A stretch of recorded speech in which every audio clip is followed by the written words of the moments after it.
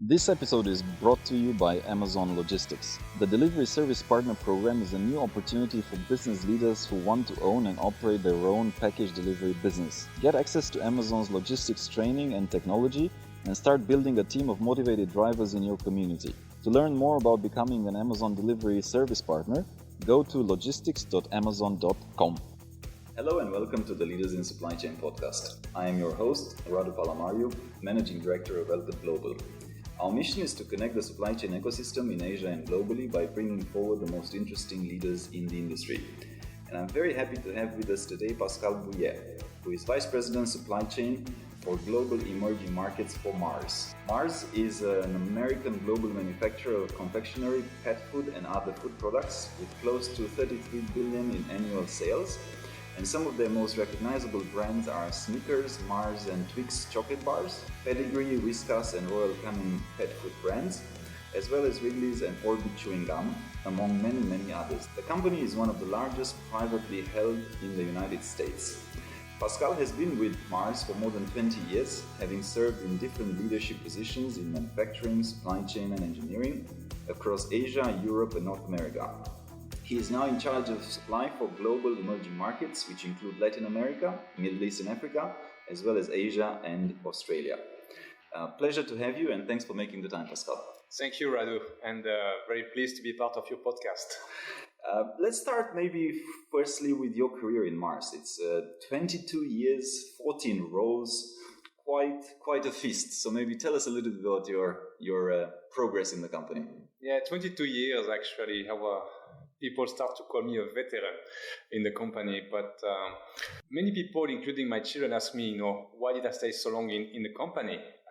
Why I was not more curious to explore other things? But when I reflect on my career, first, I think I was very fortunate to join a company that truly believe in the development of their people as a way to develop long-term success. And I think when you combine this with my curiosity, my willingness to travel, I think over the last 22 years, I've never been bored one day. And I was lucky enough to be able to work across 4 continents, Europe, Americas, Middle East, Africa, and now based in Asia, and have wonderful experiences. No, for sure. I mean, it's quite a feast. And I was, just to add a thought that comes to my mind, I was recently asked what makes a good chief supply chain officer in a different podcast with one of the transportation associations in Europe. And I guess this versatility of moving around continents and international mindset is one of the key aspects, and great to see Mars doing that. And there's a couple of other great companies doing that. And also was curious in terms of this responsibility. You are in a global role, you're Vice President of Supply, Emerging Markets. Sounds like a great scope, huge scope, a scope that would keep you up at night because, one part of the world would never sleep, no matter what time zone you are on. So tell us a little bit about what's your role, what's your scope day to day? So I've been in this role for 8 months now.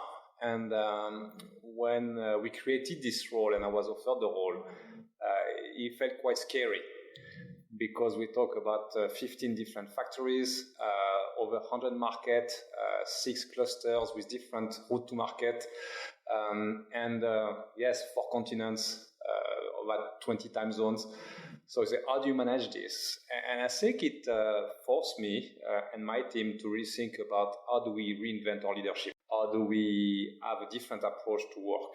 And clearly, to be able to be successful or to sleep at night, my first focus was on having the right people in the right job. So that, the day-to-day operation, the business continuity management is very well taken care of. So focus on building effective team, focus on talent and capability was a key priority as I joined this role. I think, when I look then around the scope of the role is how do I prevent business disruption? Or how do I make sure that in these very volatile geographies, you make sure that you protect the business, you delight our consumer and our customers with the great product, and we can react well whenever we have crisis. And the last point also is emerging market is a mine of opportunity. This is where we believe most of our growth will come from, not only for Mars Wrigley, chocolate, gum and mint, but also for Mars Incorporated. And therefore is how do I make sure that supply and supply chain remain relevant to the fast evolving shift that we see in the industry, with the consumers, with channels, with authorities. So that's the strategic part of the role. So I need to ask you this because, we live in a time of crisis. We live in a time where crisis and business continuity plans are the new norm, because there's always something happening from, war in Iran to volcano erupting in Philippines. Now we have a coronavirus crisis that is badly impacting. How do you manage all this? And, especially when you're talking about, 20 time zones.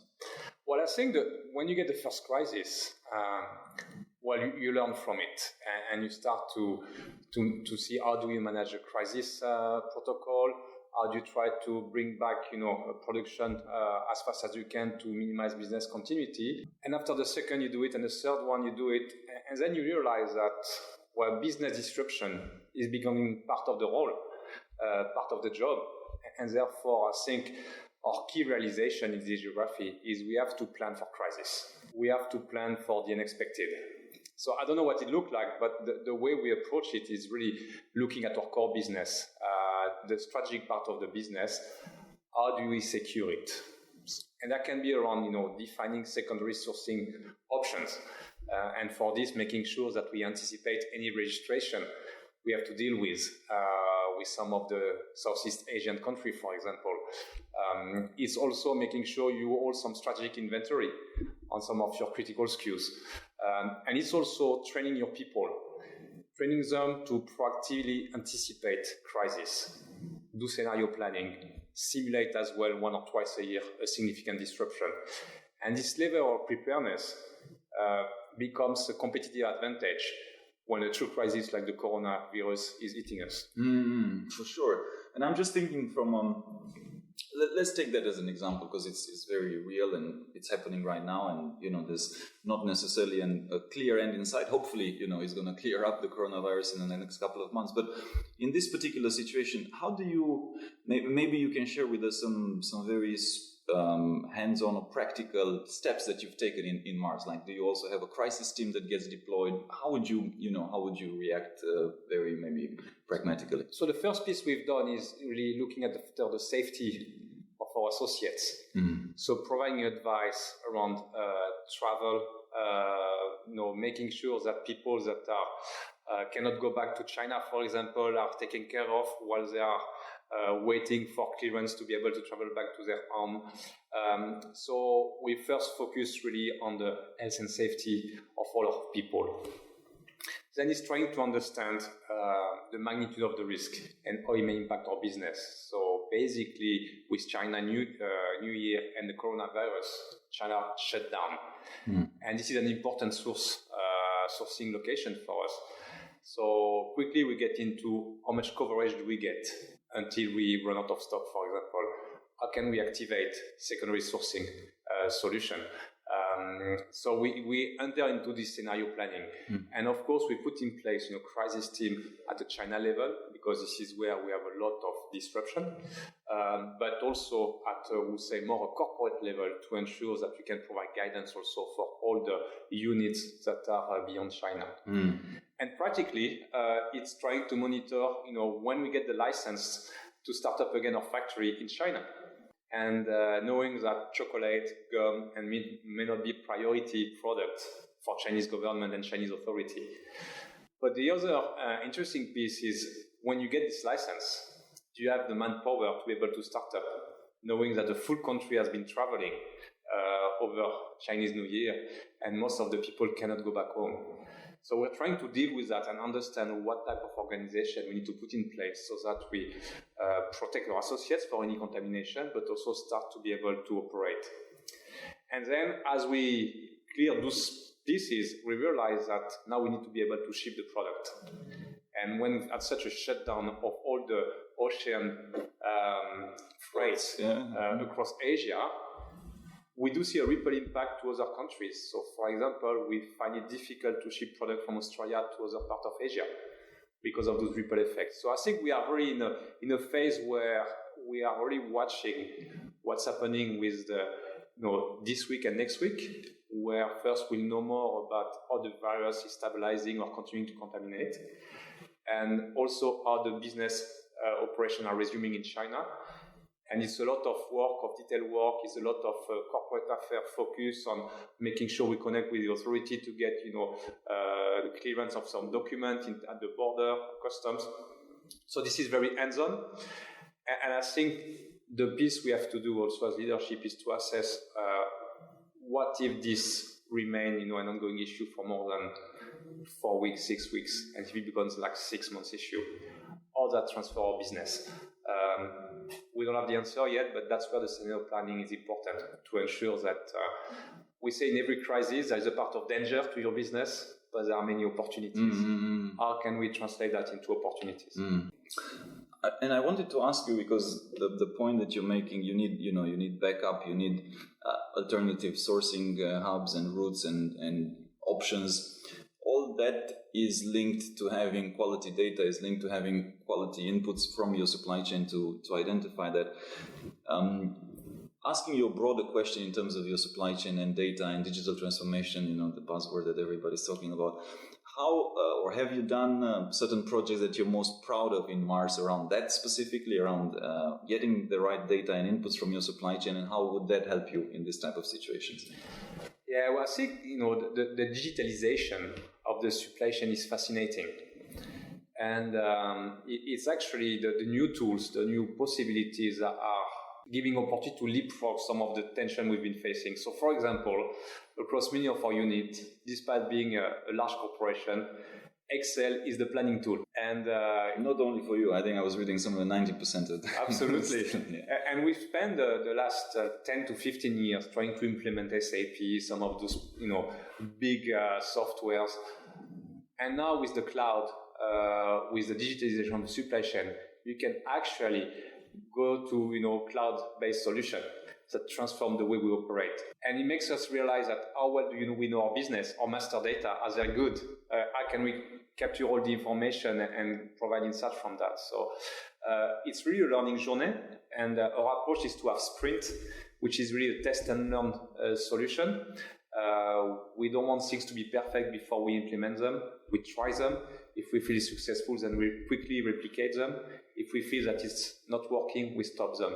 And that's a very different approach versus historically deploying common systems everywhere. And some of the direct implication is we looking at global tender on sea freight, like having this visibility, understanding what we want to ship from where to where. We can have live auctions about sea freight, which reduce significantly or help manage the inflation that we see on the cost of sea shipment. What China has done, because China is a pilot for us, they are going fast on deployment, they're providing full visibility of the stock across the supply chain, from customer until supplier, helping making articulated decision around what to sell at what time, where to ship the product, and that's accelerating our ability to make decisions. And also this is a better integration between demand and supply, ensuring we minimize the stock we hold. So that's another example. And the key project we're working on is also what we call control tower, which is start to have a full visibility of our pipeline across the geography. And what are some of the current or common challenges that you face when you try to implement this thing? So obviously very, very good example with the sprints and the fact that you don't need to do something organizational wide, because that will take years, and usually it's just pilot after pilot after pilot and nothing really actually gets implemented. But even when you do the sprints and then you need to roll it out at an organizational level, from your experience, what have been some of the challenges that you have seen? You've done this many times over. And what were some ways in which you overcome that? Because I think that's a situation where most people are also faced with. So I think the first piece is we don't know what we don't know, and so many possibilities available with the new tools that being aware about the trends is possible, is critical. And therefore, being able to partner with the right external companies, or getting the right external perspective is critical. So this is forcing us to be more externally focused versus previously looking at internal solutions. So that's the first driver. I think the second one is also to be clear about what we are trying to solve for. Because it's great to use digital, but we want, the more we can articulate what we try to solve for, the better the solution will be, and the more applicable it will be to our business. And I think the third point is more around mindset and behavior in the organization. Sometimes it's very difficult to change habits. I've been using the same Excel spreadsheet for the last 15 years. It's doing perfectly the job, and I'm very comfortable with it. Moving to a different tool or accepting that we can do things differently, it's not always easy. And many of system implementation failed in the organization because people did not use the system for what they were designed for. And while we have some system in place, they are not being used or became obsolete because people got back to what they used to do on Excel. So I think this is, making sure that we stay aware about what's happening externally, and then we engage the organization in this cultural shift, embracing the new tools. Mm-hmm.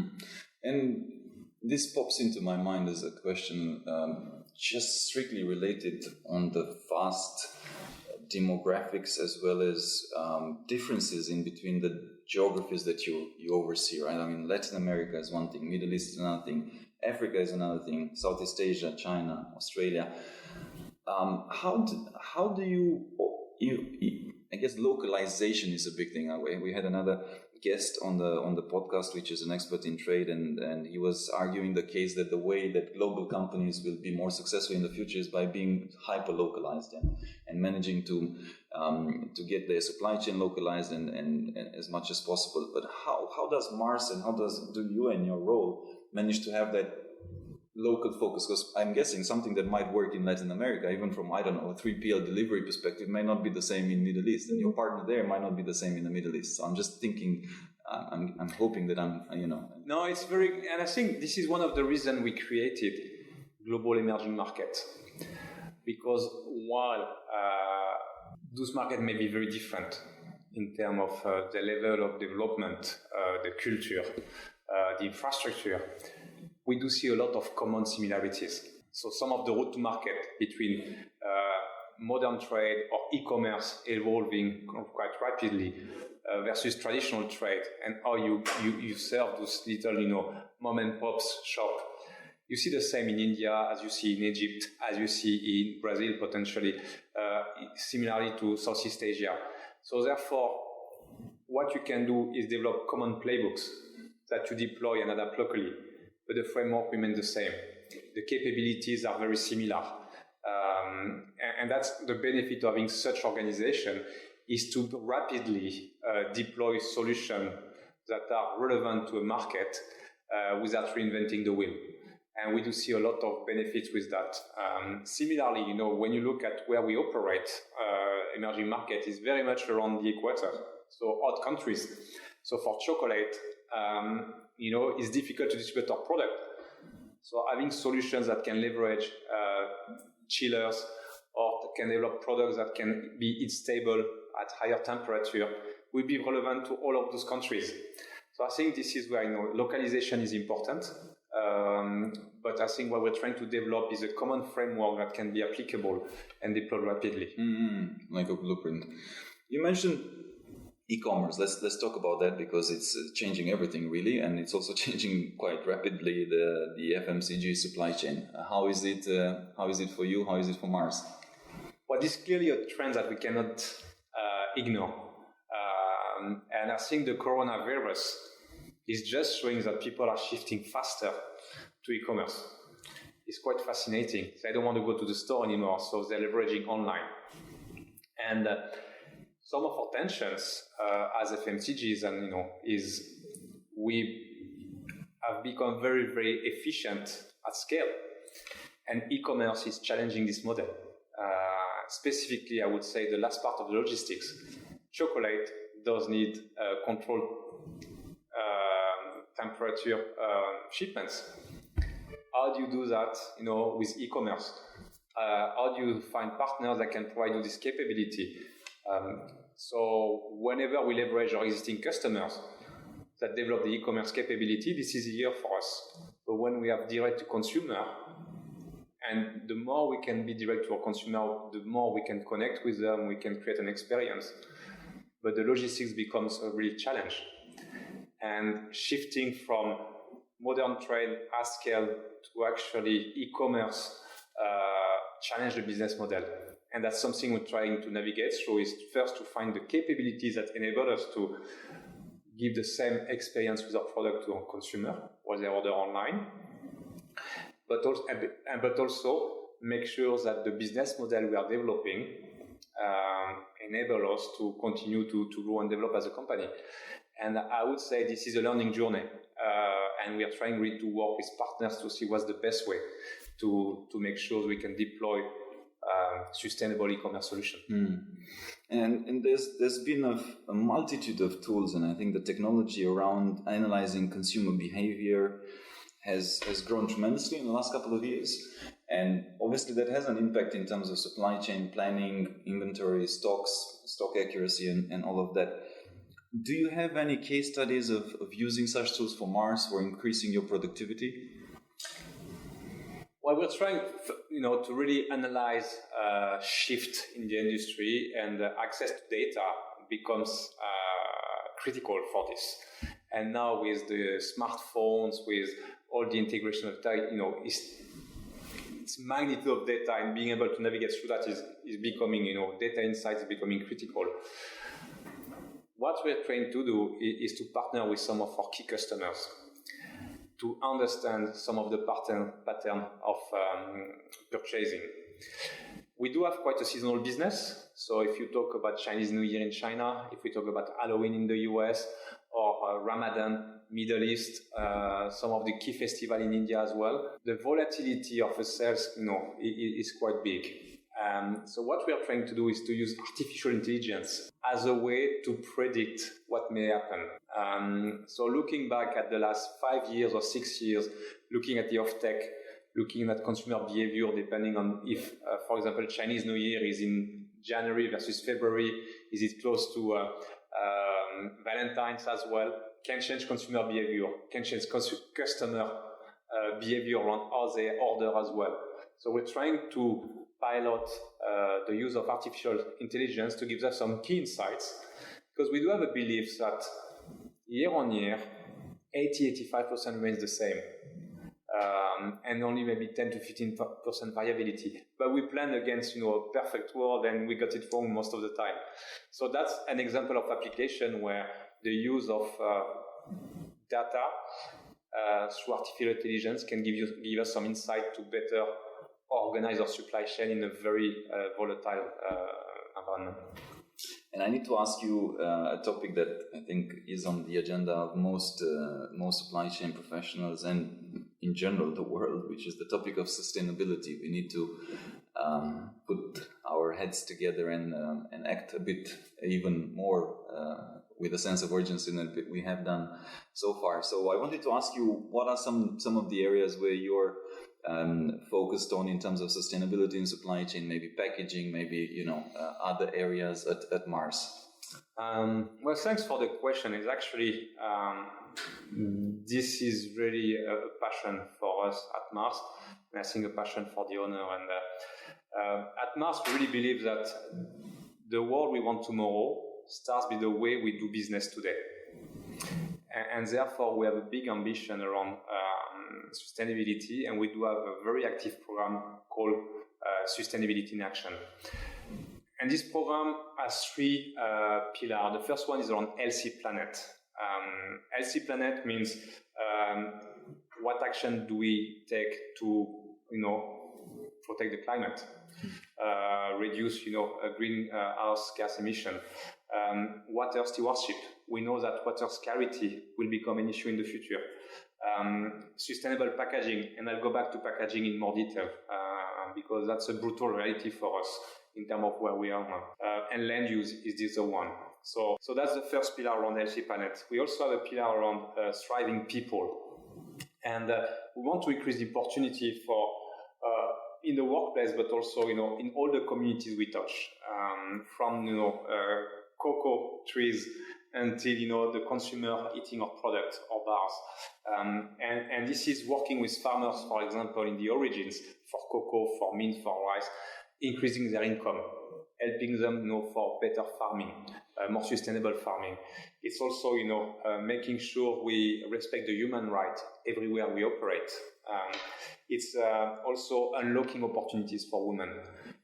And I'm very proud that in India and in Egypt, we've broken some beliefs where we could actually have women working in the factories, which when we talked about this topic was thought to be impossible. And then the last element of our sustainability pillar is really nourishing well-being, and people should be able to access the product and information they need for a healthy lifestyle. But let me get back to maybe the first pillar, which was around the healthy planet, because packaging is a key concern actually. And here we have to confront brutal fact. When you look at our portfolio, most of our packaging is plastic, and currently I would say most of it is actually non-recyclable. We cannot accept it, and that's why we are completely rethinking the way we need to approach packaging. And we are very proud of the quality of our product, but I think we have to accept that the packaging we use is not sustainable currently. So we've developed a big program, and we've made some big public commitment, and I encourage you and also all our auditors to go to www.mars.com, where you can see in detail some of those programs. But basically by 2025, which is really tomorrow, 100% of the plastic packaging that we use will be reusable, recyclable, or compostable. We want also to reduce by 25% the use of virgin plastic, and we want to develop reuse program and partner with some key countries also to make sure that recyclable solutions become available, and we want to promote this. We also want to provide recycling usage for and guidance for consumer, especially some of the country where it's not very much developed. And I think in Asia we can see, when we go to Indonesia, we can go to some of those countries, that this is a significant problem. And we want to eliminate PVC as well. And the way we are rethinking the approach is first reducing the use of packaging, and that means reconsidering the headspace we leave in our packaging or in our packs. It's also minimizing the use of secondary and third packaging option. And once we reduce it, we want to redesign it with more environmental friendly solution.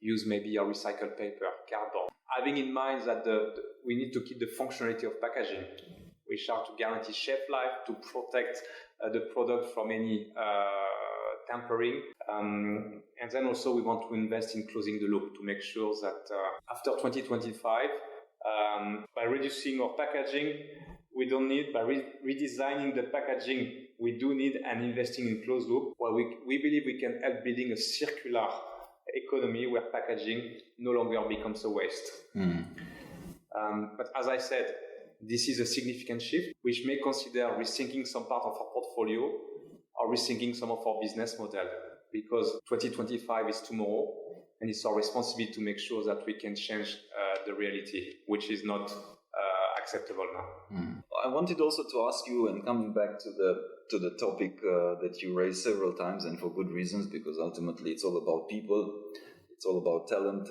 Companies are run by people for now, and hopefully for the time to come. I wanted to ask for your views in terms of the type of skills and talent and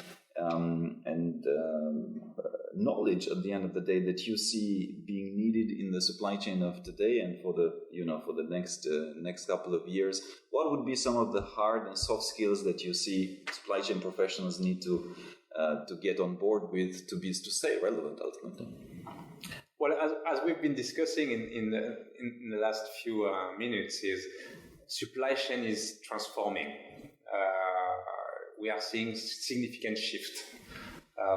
And therefore, it means that also the way we typically approach supply chain is to change. in terms of the skill set. So, and it will depend in terms of different level of seniority you have in the organization, but some of the supply chain operator, we need to be able to have, problem solving as a core skill set. Why? Identifying root cause of problem. The ability also to get insights from the data. Supply chain people deal with tons of data. How do they simplify the insights they can get to drive the right action? And, of course, understanding, being able to see trends, pattern, the shift we see in the channel to e-commerce, for example. So that changed the way we need to deploy products. Digital, we talked about blockchain, control towers. I think those are new skill sets that are emerging, that are coming. We need to make sure we build the right capabilities with our people. But I think the most important piece, I guess, is more on the leadership capabilities that we need for the supply chain leaders. And I strongly believe that the role of supply chain in the enterprise is shifting as well. Maybe that was seen before as a necessary evil to bring the product that we sell to the consumer. I think companies are seeing that as a competitive advantage potentially. So therefore, the future supply chain or the supply chain leaders that we need now are people that have perspective, business acumen, can really understand how supply chain can create value for the company in unlocking growth or unlocking values that enable company to invest in driving growth. And this is, maybe different from the typical supply chain people that used to be quite strong with deep functional expertise on warehousing, on logistics, or on planning.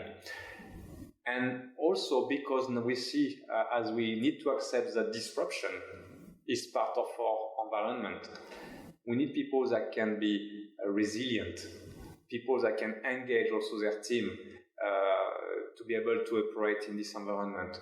And this is people also that can also be a bit anticipating, doing scenario planning, so strategic agility, navigating through complex challenges to really unlock the supply chain possibilities for a company. Unfortunately, we are not seeing this type of profile. It's not very easy. And I think as a supply chain leaders across the industry, we need to see what we need to do to ensure that we can really develop long-term capabilities in those areas. And that we, by partnering across industries, partnering with universities, and promoting supply chain as a place to be, as a place to grow, because this is a fantastic place to really learn, grow, and have a big impact on the success of a company. So yes, I truly believe that future supply chain talent will be key enabler of success of companies, but I think we still have some work to do to define and to develop those leaders.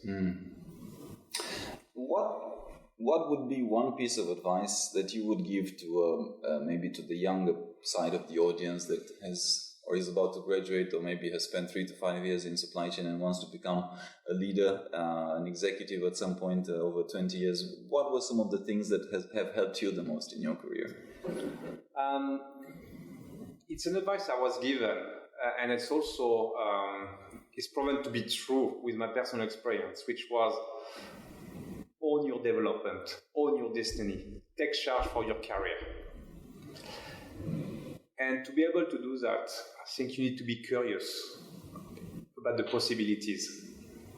So very early on in my career, I tried to understand the different roles in the company, the role of the different departments, the interdependencies, which helped me define type of experiences I would want to have.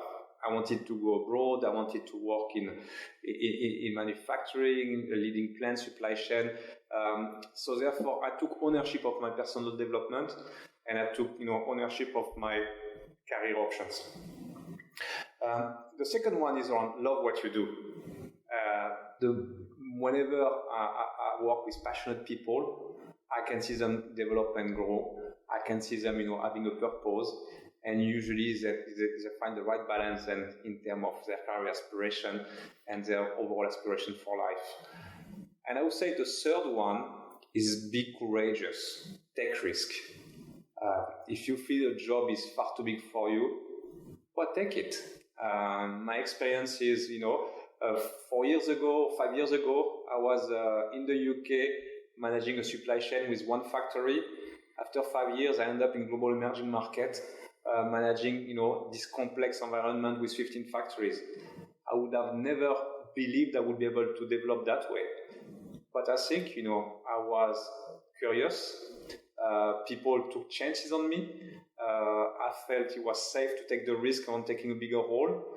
And when you have an environment where you love what you do, you're supported by the organization, by your managers, and you have the vulnerability to not know everything and rely on people to support you, usually you go the fastest. So yes, take responsibility, be curious, be bold, and be passionate.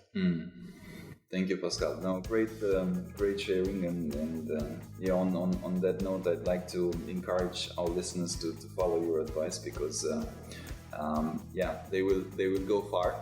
And really thank you for your time, and thanks for joining us today. Thank you very much, Prado. Thank you for listening to our podcast. If you liked what you heard, be sure to go to www.elcotglobal.com and click the podcast button for all the show notes of the interview. Also, subscribe to our mailing list to get our latest updates first. If you're listening through a streaming platform like iTunes, Spotify, or Stitcher, we would appreciate a kind review. 5-star works best to keep us going and our production team happy. And of course, share it with your friends. I'm most active on LinkedIn, so do feel free to follow me. And if you have any suggestions on what to do and who to invite next, don't hesitate to drop me a note. And if you're looking to hire top executives in supply chain or transform your business, of course, contact us as well to find out how we can help.